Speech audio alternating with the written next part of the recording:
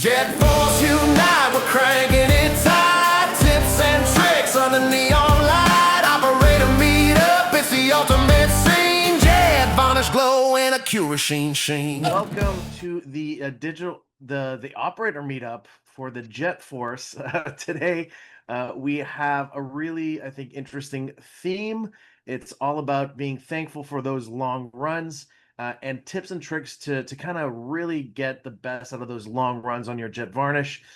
We have our host with the most, Mr. Ken Huizinga. Ken, how you doing today? I'm great, Kevin. How are you? Great to be here. Good, Ken. And then we also have a special guest. We have Al Kenical on the call, who is now in the process of installing, I believe, his second JETvarnish, which is a B2 version. So you're going to be learning a lot of things about how to get the most of that machine. How you doing, Al? I'm doing great. We're in the middle of the install right now, and I don't think we'll be completely up and running until probably the first week in December. But we are more than pumped up about the new capabilities because, as you know, we did not have the iFoil, and Wow. now we have it, and now we can do the B2 sheets. So our clients that we've been doing work for are extremely excited. So it's Oh gonna my be a God. great thing. Al, if you thought you were having fun before, wait till you start putting foil on top of foil with varnish textures on top of that.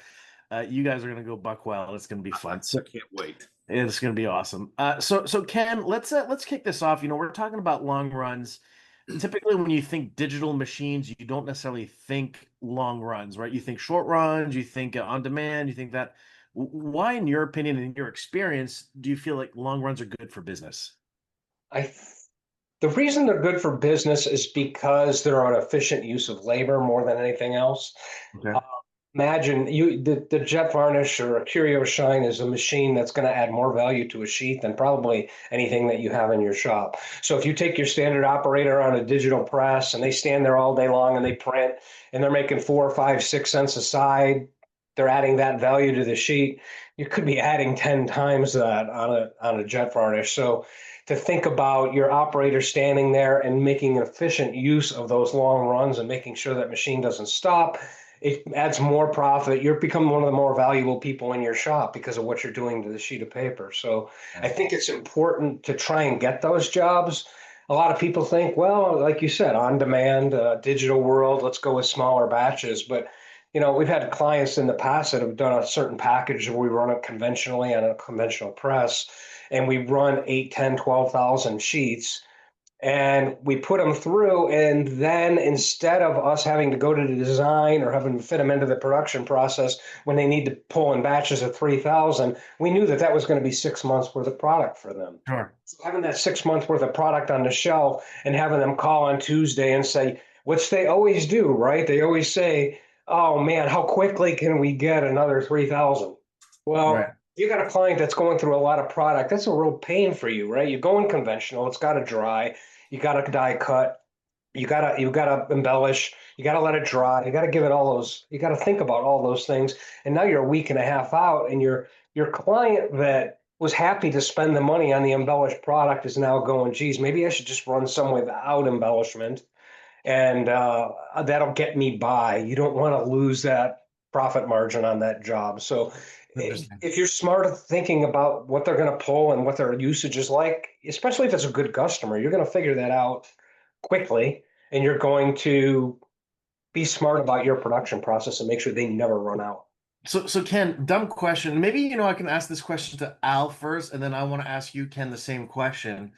What do you guys consider to be a long run on this machine? Well, I can only speak to the JETvarnish I had, which was, you know, not the big one, Yes. but, Right. but I considered long runs to be, you know, a couple of thousand sheets. And the reason I say that is that we're mostly doing covers on brochures for people like Gulfstream Aerospace and Wow. people that sell really high-end products. And those people don't typically print 20,000 of anything. Now, the one difference that I'm looking forward to is because I can do the bigger sheet, I'm looking forward to getting it using the embellishments on direct mail pieces. In that case, we could be talking pieces that I might be printing, it might be 40,000 oversized postcards that, maybe running, 6 up. I believe because of the bigger sheet size that we're going to be doing embellishments on that type of work, because it really didn't work that well with the small sheet size we have. Right. And I'll just real quick before I jump to you, Ken, on the same question, just know that now that you have that foil and you're thinking about doing direct mail, the USPS does give a discount on the irresistible mail of up to 5% on your postage. So if you are doing 40,000 postcards and you could save 5 cents per postcard, that adds up pretty quickly. So just That want, does. yeah. Ken, what do you consider to be a long run on a jet varnish? For me, we started to get into some packaging, right? So we did a dental box for a company, and they were selling as many as 900 implants or devices in a month. Yeah. So if you think about that and you think about them taking that normal looking product, putting it into a fancy box and having a nice package, if you're going to spend $2,000 on a dental device, you want it to actually look like it's worth it. So again, that's that perceived value of having it in a nice box. So those runs, we would run that 2 up on a 26-inch sheet, cut that in half, and we would run 10 to 12,000 of those. So I think in packaging, it's very few short runs in packaging when you think about it, right? When you're going to distribute that to maybe 4 or 5 retailers at minimum. So you have to start thinking about bigger batches, and that's when you can really be efficient and make up a lot of time.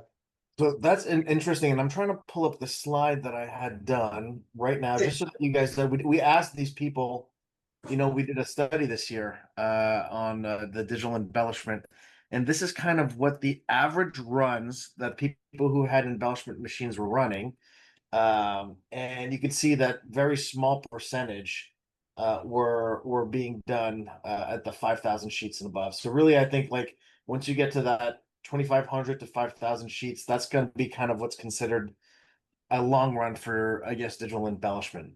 I think here's where it changes though. Like if you're demanding foil, if you've got to have foil on your package or your especially packaging, you have to go conventional, it's really super expensive. I mean, we Right. know that making the die, all the setup, Yeah. all of the time that's involved. So if you can now do that digitally, Correct. that's a bigger window for you to be efficient and give somebody a better price. I'm not sure where that break even is going to be. We probably with some of our studies we could look at that, but Well, you're probably actually, the talking break about going even. from a normal 2,000 run or 1,000 run. You could probably get up to at least 5 or 6 and still be saving So costs. yeah, so we did an analysis. I believe it was like 8,500 sheets to 10,000 sheets was the break even compared to screen printing and foil stamping. So there you go, right? I mean, Yeah. that's what we're having this meeting today because long runs, if you have your machine ready to go, you can Yeah. really make some bank. Again, thinking about a digital operator of any machine and what the value add here is, it's quite huge. So we know that these machines like to run, and the longer the run, the better the quality. Before we get into that, like, what are some things that operators should know or think about when setting up to run, let's say, a 10,000 sheet job? Like, what are the before you run the press? What are the key things that you want to think about before running that job? Your job logistics is probably first and foremost the most important thing. Where is the finished product? When are you going to get the finished product? And then where are you going to place it? Because one of the things that I'm going to talk about more than anything else is keeping the machine running. We'll talk about why the machine likes that. But think about setting up one of those fold up tables, the 6 foot by 3 foot tables by your feeder. Think about the size lifts that you can handle with just in your hand, whether that's a 500 sheet lift, a 400 sheet lift. Separate your piles, have 5 or 6 of those ready, because what you're going to do is you're going to lower that pile feeder while the machine is running, and you're going to slide that lift of paper in. You're going to bring it back up as if it was a space between sheets, and you're going to continue to keep that machine running. So is your job printed? If it's not, and I would like to get the job as it was being printed, because almost every digital printing process has heat. So if that sheet is warm and stable, I would like to get it off the Indigo or off the KM1 as fast as I could and put it right into the jet varnish, because that warm sheet always ran better for me. Interesting. think about that logistics within your shop. If you can't get to it right away off of the printing machine, go ahead and bring it into the same room as the jet varnish or Curio Shine because you want it to acclimate. You don't want it to be sitting by a dock door where it's super cold and then you're going to bring it in and you're going to embellish it. That's going to cause a little bit of a drying issue. And these are just problems you don't want to fight. So thinking about job logistics and having it ready is probably one of the more important things as an operator. So, okay, I'm thinking long runs. Here are some of the red flags that come up immediately from my standpoint. That I think number one is all right, you have the feeder, so making sure that you're not getting any missed feeds and your timing is correct between the sheets, right? Number two, Corona. Do you need Corona? Is it your first pass where you're putting the foil down, or is it a second pass where you're putting varnish down? Is that set up correctly? Number three, you have that registration, right? Do you have enough registration? Number four, the varnish. Are those heads? I mean, do you have enough varnish in the jugs to run this job so you're not having to do a mid, job changeover? Number five, and I think this is a really big one, is once you go through the curing process, you go into the stacking. For me, stacking was always really key as well because I can't have too high of a lift because then I get blocking, right? Because Yeah. there's too much pressure, too much heat. And then also it because I'm building structure on the top of the sheet and it's not being reversed out underneath the sheet, my pallets end up being super wavy everywhere. So how do I either minimize the height of my pallets or do I build in some texture using the varnish into the sheet itself so that it kind of sits straight? So these are some of the things that are coming up to my head. Once you kind of expand some of the key. You kind of did a Ken today. You jumped way ahead, but I'm sorry. no, that's all right. Those are all really important topics, and yeah, that it having your consumables is huge, right? I say this a lot in other operator meetups that we have. Making sure that you have enough varnish, making sure that it's not going to be beyond a due date. Because the machine does not let you run it if it's beyond its expiration date. So that's stuff that you have to think about in advance. So you're right. I guess earlier in the process, you want to make sure you have consumables. You want to make sure your foil is cool and in a dark place. You want to make sure you have enough foil because getting halfway through a run, finding out you're a week away from ordering more foil. If you have to cut it, get it cut and cool. That's huge as well. So making sure you have all those consumables on hand is kind of a no-brainer, but don't forget about it. But then you kind of want to think about, I don't want to jump too far ahead with the foil, but let's go back to why the machine likes long runs. Okay. So we talked a little bit about inkjet printing, and inkjet heads love to be flooded with whatever they're outputting. They love to be, if it's ink on a press, here it's varnish.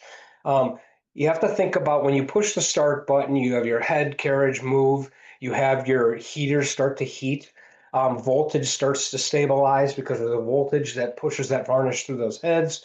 Your environment inside that print tunnel gets warm, which is good.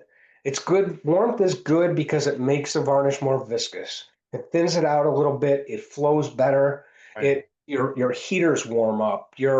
Everything in there is a nice, warm, toasty environment. And that's kind of why I mentioned earlier about getting those sheets warm. If you can keep everything warm, that varnish is going to flow like beautifully.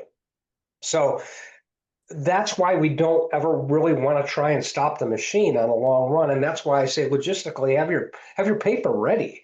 Because if you can, every time you run 400 sheets and you stop, the machine carriage moves, the temperatures drop, you get a lot of variance. So if you can slide, and you can make your gap wider on the pilot. So maybe make your gap wider, go ahead and put your 400 sheets in, bring it up, go back to your pilot, make your gap 1 second or whatever you want it to be for efficient feeding, and keep it running. You do not want to stop that print engine. Actually, there's a period of time that you operators probably already know. Every time you hit print, there's this delay for movement. There's this delay for the machine thinking, where am I in the process? What's my count? And by the time the feeder starts up and you move with sheet, you could be looking at a 3 or 4 minute delay. So you're saying that's really smart, actually. Instead of pressing pause and stopping the job to reload the paper, just increasing that delay between the sheets to maybe 3 minutes or 2 minutes or however long it takes. Not even seconds, right? I could get a pile in there Actually, there were times if I had really had my stuff together and I was properly prepared, I could lower the table, get the 300 sheets in there, bring it up, and it was almost as if the suction drum just missed a sheet Yeah. because it'll keep trying. It'll keep trying for 3 or 4 seconds. So if you're really quick, you don't even have to change anything. Wow. Okay. And That's smart. it's like, okay, well, the boss wants me to run and he wants me to do this, but it's kind of crazy. No, it's helping you as an operator because Right. it's going to stop defects. Right. All of those startups have defects. What is it, 1,072 orifices on a head? Yeah. The chances that one of those on a restart is not going to purge properly and you could have 3 or 4 bad sheets. The other thing about having that warm, thin varnish during the long run is sometimes you will get a defect and you'll panic and you'll be like, oh no, here we go. I got to stop and clean. No, with it being warm, probably it pushes right past it and you only have 2 bad sheets. Wow. So take those 2 sheets, set them aside, run them through again. Nobody will know you added another 30 microns of varnish, and you can save those sheets. But it's just really about keeping the process going because in my experience, if I could run that thing 4 straight hours, my defect rate was almost non-existent. So that's the feeding. What about on the back end though? Because I feel like we get some issues. Number one, if the piles are too hot, if the piles are too tall on the back, or potentially if I have a C2S versus a C1S, where the coating from the sheet, if there's too much pressure and heat, can almost kind of stick to the varnish that's underneath it on the sheet below. Yeah, it's super important because if you're not in the habit of already standing your sheets up on a side, I suggest you do that. Half skids were very. I had a nice half skid from paper that came in. I would keep it near the jet varnish because I would set that up against the wall. I would put the piles of paper, the lifts of paper on their side, and I would cut chipboard just to kind of give a nice sturdy barrier between those piles. And I could actually line up like, okay, so you take your lift of paper and then you tilt it. If you tilt it and lean it against the wall, the only thing that's touching is the top of the pile. The Right. bottom has no weight on it. So you can get away with a little tilt and then you pick up a little bit of tilt as you go, but you could line up 3 or 4,000 sheets on a skid on its side, and you could go back and air them out. So you could even get better drying time. Al, do you understand what we're talking about? Do you guys do any of this? Not at all. Well, because our runs haven't been that long and it's been the varnish, we haven't had to do that.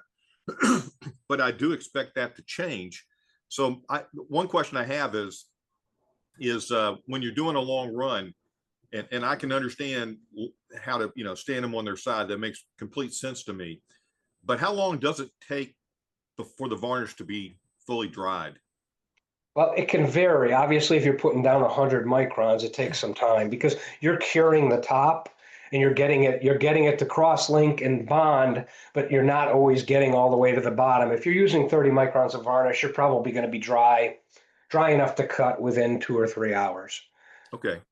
What you want to do is you want to get it cool. At that point, I've been talking about heat so much. Now it's the opposite. Now we want it to cool. We want it to cool. We want it to bond. We want it to harden. So think about then taking your finished job to over by that dock door I talked about and let it cool down, and then that'll speed up the process. But if you're putting down 100 microns of varnish, I believe what MGI will say is you're looking at 24 hours. Okay. Especially if you're guillotine cutting. So let me ask this question because the only foil we've been doing has been sleeking. All right. So we have experience with the varnish. Is there anything? Am I going to have any surprises with the foil that I'm not expecting, or is varnish still going to be the number one thing you have to be concerned about as opposed to foil? Oh, 100%. Your technical tiny things is going to increase quite a bit. Probably the biggest one is you were used to having your pinning lamps and your drying lamps at 100% almost all the time. There was no reason to not harden that up and dry it as quickly as you could. You always want to pin quickly, so you'll want pinning high. But when it comes to curing, sometimes curing it at 50 or 60%, the foil actually likes it better because you're actually leaving it a little uncured, and the transfer layer likes to push it onto that little bit softer varnish, and you'll end up with much better adhesion. Some foils don't. Silver foil is the one anomaly. it seems to be the most versatile on the machine. You can get away with such a wide range on silver foil that you can probably run them both at 100, and silver will work great.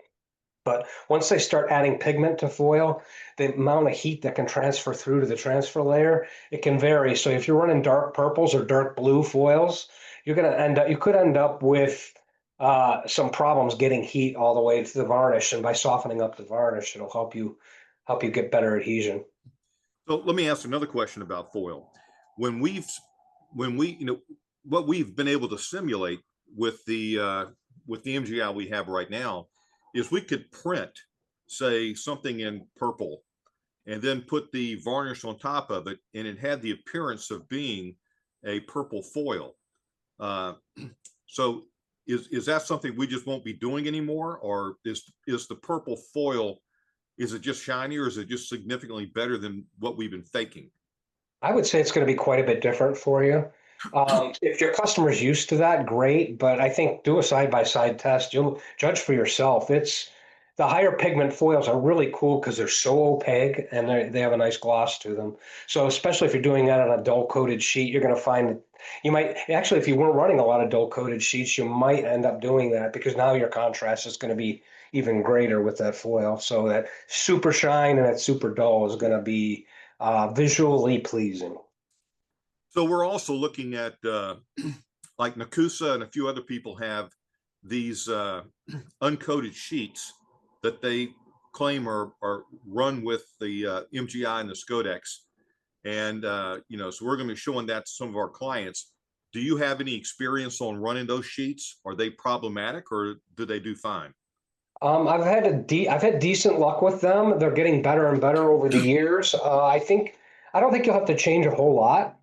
The varnish should stand up. You might have to put a little bit more down. Like whatever they're going to do to dull that sheet and give it that uncoated look is going to be a tiny bit uneven. You might not notice it by feel, but you'll notice it if you look at it with a 12-power loop for sure. So you may have to, if you think you could get away with 30 microns of varnish on a coated sheet, you may find yourself going up quite a bit. But I think you're going to find it works quite well. They've been pushing those, and if they're going to push them that hard, they better have them ready to go. I would recommend also looking at Nina. We actually met the engineer who came up with the paper. Okay. Jason Leonard. So Nina has a list of papers that are now uncoated, but work with digital embellishment. And then also for your purple foil, we had this come through, I think, last year on the Jet Force. Someone who was doing a big job for LSU and needed that LSU purple, and Liberty Foil has a really good purple that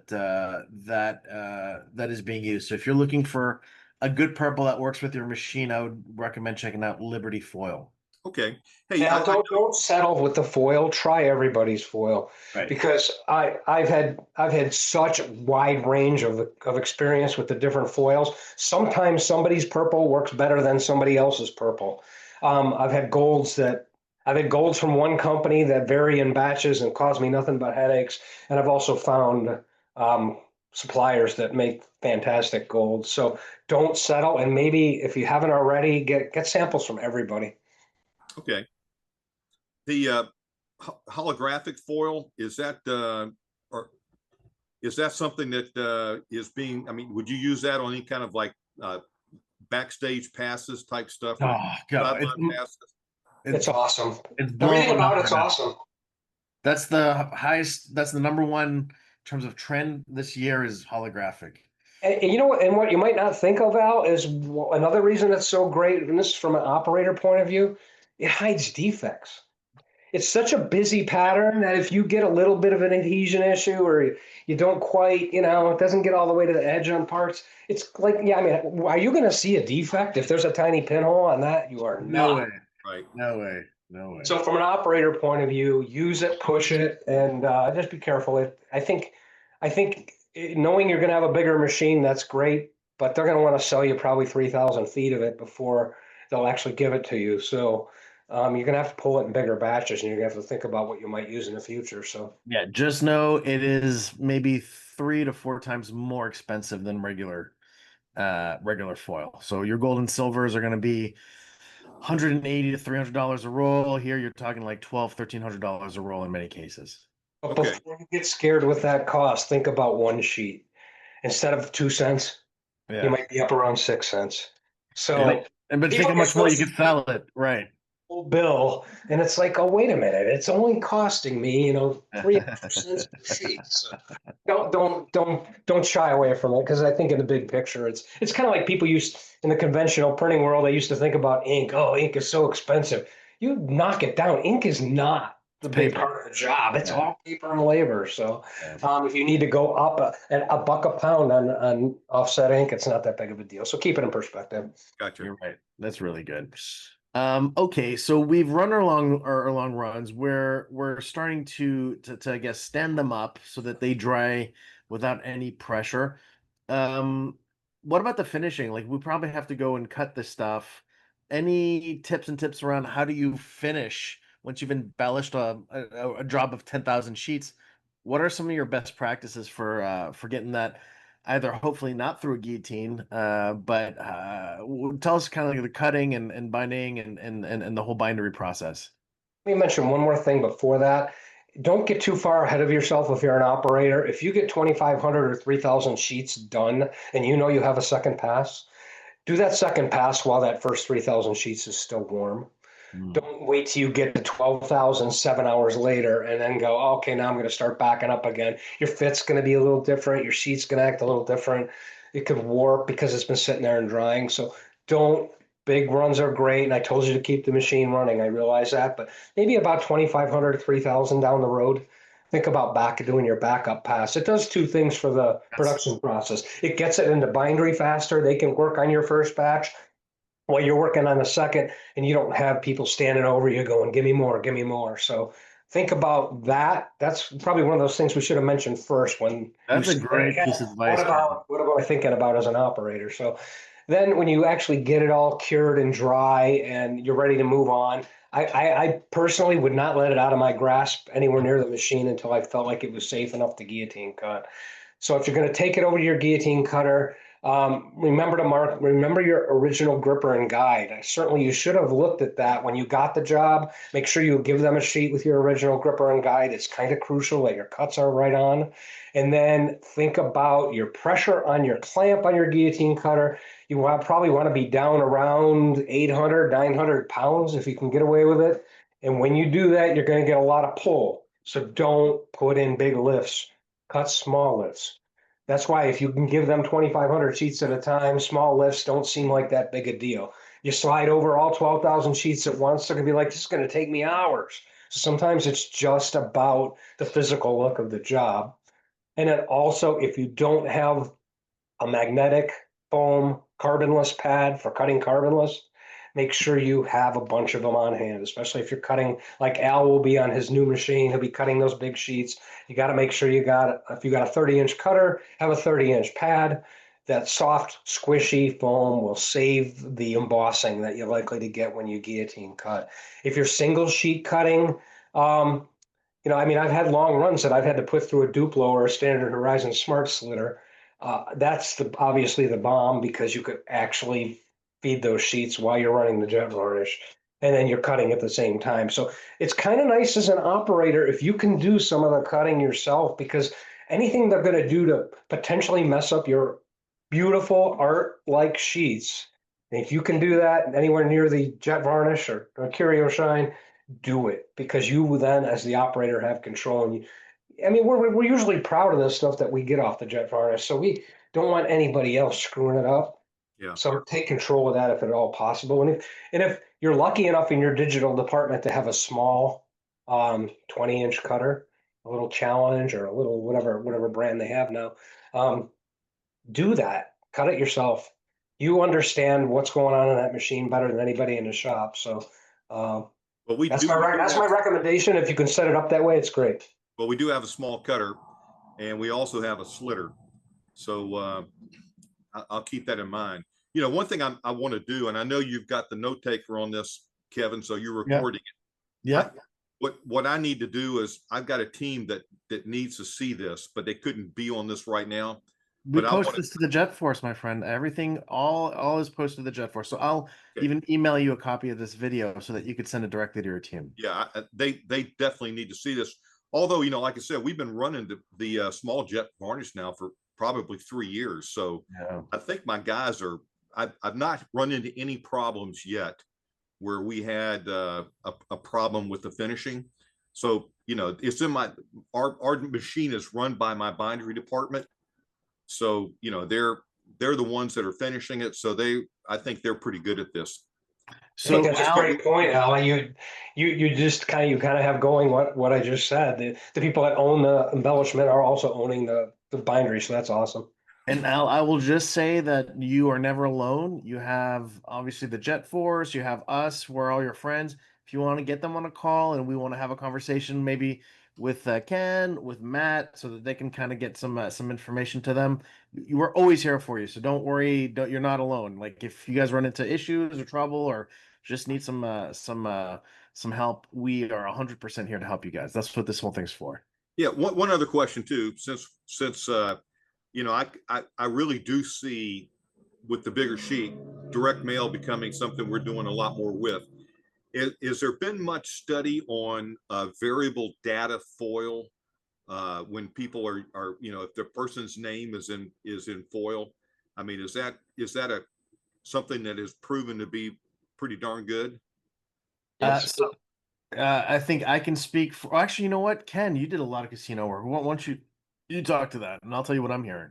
I think it's crucial from an impact point of view. I think that you talk about, do I have the right message to the right person? Not only do you have the right message to the right person, now you're highlighting them in a metallic foil, which gives it a rich appearance and a very like, I mean, let's pretend you go to the mailbox, you open it up, and you see your name in foil on a card.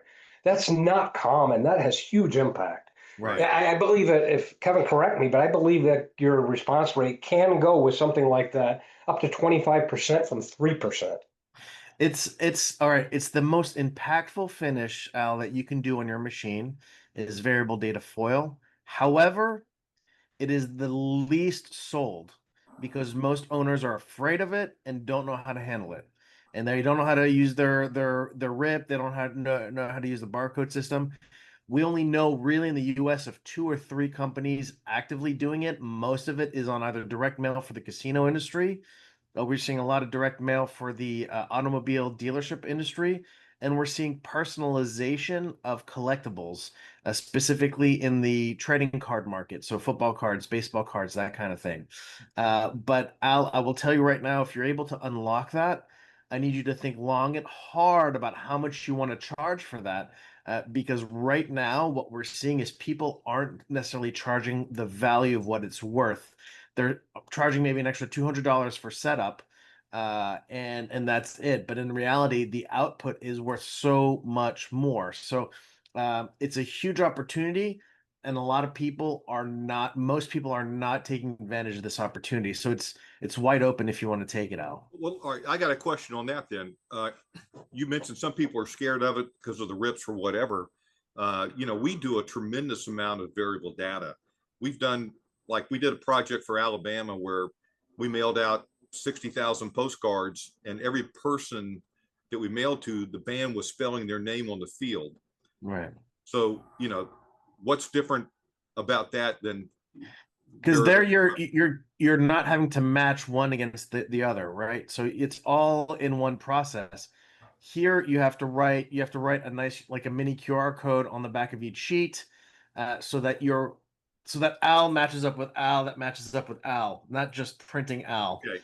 And so that's the tricky part, is in this case you're really trying to, not necessarily, I wouldn't even recommend trying to register to anything when you're doing variable data foil, although you could, but I would just try to do like some blind embossing or some blind foiling in this case if you're doing no, I wouldn't do anything as complicated as what I just mentioned. But you You could. don't need. You're not. But Oh, you could also, You don't need to be afraid of it. Hey, Don't we need got to be Marco. afraid of it. Sorry. I skipped it Welcome. from the start. Yeah, but gladly I came to the VDP because, yeah, you're right. A lot of the people scares about it, but you can even do it without the QR code and a barcode reader. You know that. Yeah. You just need to prepare the files, especially if you have the same background. Right. Then you basically can do it in the standard process. just select the 100 files and printed it each one time, and it will do the naming if you create the files. So for that purpose, you need Corona or now Flux, but Corona, from my point of view, will be little faster. So you prepare the PDFs, one PDF with, let's say, 500 pages with the naming, and just put it in Caldera RIP. We use it Caldera for that purpose. MGI use the Caldera, and it will create 500 pages, TIFF page, 500 TIFF files. For each page, one file, and then you can print it even without the QR code. You know, if you do especially if you do the same background, only with the naming or whatever it is there in the for the VDP part, then you print it. Right. Just Hey, keeping another- that PD, just another keeping that question. PDF in order is going to be huge, and you can get away without the barcodes. I completely agree. But I think where you're going to end up with a challenge, Al, is you're going to end up with a bigger sheet now. You're going to have more postcards on a sheet. They're likely going to be pre-imprinted with everybody's address and mailing information. And now you have to keep them in cut and stack order so that you can cut them and have them go out and put in trays without. So then you start thinking about cutting. So there's a lot going on, especially with a bigger sheet of paper. That's going to be challenging. But I think Yeah. the other thing to remember too is maybe you don't put variable foil on every, if you're going to run 10,000 postcards, maybe you ask whoever you're dealing with, who are the most important 1,000 people here, separate Okay. that job out, be efficient with the postcards, but get those 1,000 on a run that's a little bit more manageable. Hey, another question too. If we do posters, all right, because we've done some pretty cool stuff with posters, and I have to roll them up put them into a tube. Can I roll up a poster with foil on it without cracking the foil? Oh boy. Basically, you should be able. Let's say not to put it in a roll as tiny as a straw. So if we, But as big a tube as we can put it in, we would do. I think in the standard one, basically, the varnish will crack, not the foil as foil. The varnish is the carrier of the foil, so the foil is even extra thin regarding if you compare it to the varnish. Now, dependable of which thickness you will go. You need to understand that thicker you go, it's a polymer, it's a cured polymer, so it's part of the plastic. So if you go thicker, then you can break it. I think another thing you have to keep in mind when you're going to roll up, and you'll obviously test this, so I know that you guys are smart, but think about paper grain. Don't roll it against the grain. Roll it with the grain, because Right. if your substrate could crack regardless of the foil or the varnish. So just think about grain when you're rolling it up, and as long as you do, you might have decent luck. Okay. So I, for my whole career at MGI, whenever we gave out samples, we'd roll them up and give them back in a tube. Oh, perfect. Like that's every demo that came to Paris or to Melbourne. Like we would run the sheets, and then we'd roll it up, put it in a tube, they take it home with them. I never heard of anybody coming back and saying, "Yeah, the varnish cracked," or we had issues with that. So I mean, I did that for 20 years, never really got any negative feedback on that. So Okay. who knows? Who knows? Yeah, give it a shot. Hey, do it. Just keep it in your back, and then just 1 week later, go back and open it up, see what happens. You can do it right now. Yeah, we can't wait to start testing. Awesome, very cool. Hey, All one right. one other thing. Have you heard of a company called Paper Specs? Yes. We work with Sabine. All right. So I got an email from them. I ordered the package, and are they in the business of giving people ideas on how to better use embellishments? Is that what they do? I couldn't quite figure out what their business model was. Her business model is essentially she connects designers to the print world. Okay. So teaching designers, okay, here's this new technology that can do this. Here's this new paper that could do this. Here's this new lamination that could do this. So that's what she's educating designers on what's possible in the print world, and where she generates, I think, a lot of her sponsorships with the manufacturers and the OEMs kind of sponsor this for her. Okay. Right. Well- And then I think she has an event every year too. Okay, great. Yeah, she's good. She's a good partner of ours. Great. All right, guys. Well, listen, Ken, is there anything else that you'd like to impart on all the operators that are watching today in terms of best practices for long runs? Go ahead and take us home. Yeah, just think the process through, right? Like, well, how can I not work so hard and get efficient use of this machine?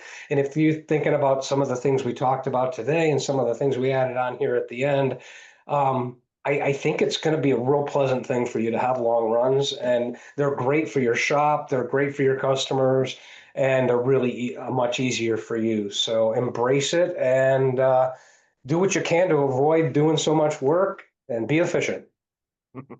All right, sounds great. All right, guys. Well, listen, Al, always a pleasure, my friend. Congrats on the new machine. We're looking forward to kind of promoting all the cool stuff coming out of your shop here soon. Ken, always a phenomenal session with you. And Marco, always good to see you again, my friend. Yeah, it was nice to hear you again. All right, guys. I will see you next month. And for those of you who want, tomorrow we are having the Digital Embellishment Designer Meetup with Matt Redbear, and we're going to be talking about kind of new design trends coming out for the season. So everybody have a great Thanksgiving week if I don't see you again, and talk to you guys soon. Thanks again. Okay, thanks. Tonight we're cranking it tight. Tips and tricks on the neon light. Operator Meetup, it's the ultimate scene. JETvarnish glow and a Curachine sheen.